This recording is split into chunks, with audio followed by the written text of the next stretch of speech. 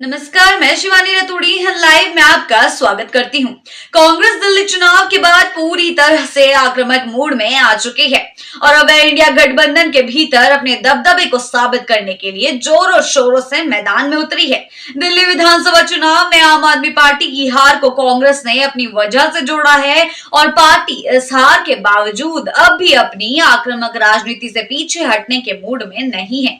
इस आक्रामक रवैये को देखकर इंडिया गठबंधन के बाकी दल कांग्रेस को लेकर चिंतित हैं और उसे सुरक्षात्मक खेलने की सलाह दे रहे हैं, लेकिन कांग्रेस का आला कमान अब रुकने का नाम नहीं ले रहा है। जी हां, कांग्रेस ने अपनी रणनीति को मजबूत करने के लिए बिहार में भी अपने तेवर दिखाने शुरू कर दिए हैं और कहा जा रहा है कि जैसा दिल्ली चुनावों में हुआ आम आदमी पार्टी और कांग्रेस के साथ, वैसे ही बिहार में कांग्रेस और राजद के साथ हो सकता है।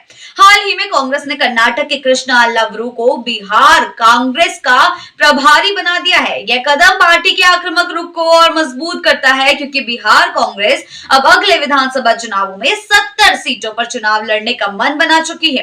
कांग्रेस ने पहले ही साफ कर दिया है कि वह 70 सीटों से कम पर कोई समझौता नहीं करेगी। पार्टी को खुद पर भरोसा है और वह बिहार में राजद के बाद सबसे अहम दल बनने का दावा कर रही है।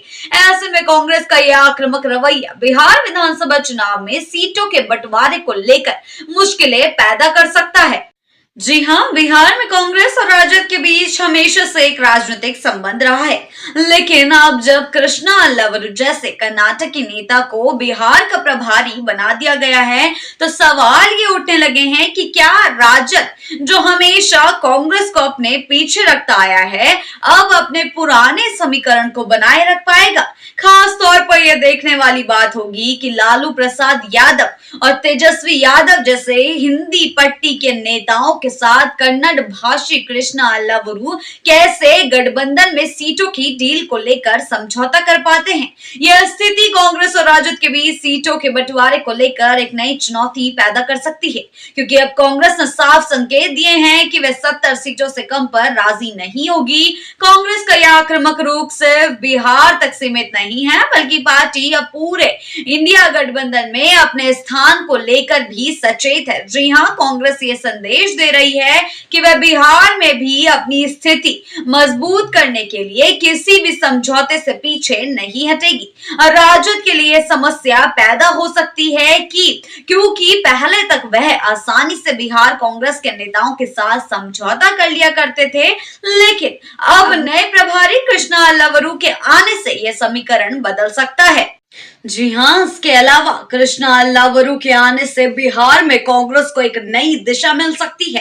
पार्टी नेतृत्व ने उन पर भरोसा जताया है और उन्हें यह जिम्मेदारी सौंपी है, जिससे साफ है कि कांग्रेस अब अपनी राजनीति में नए तरीके से कदम रखने जा रही है।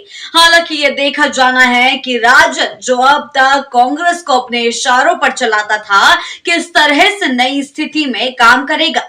बिहार के राजनीतिक समीकरण में यह बदलाव आने वाला है और कांग्रेस का आक्रामक रुख गठबंधन के भीतर एक नई राजनीतिक हलचल पैदा कर सकता है।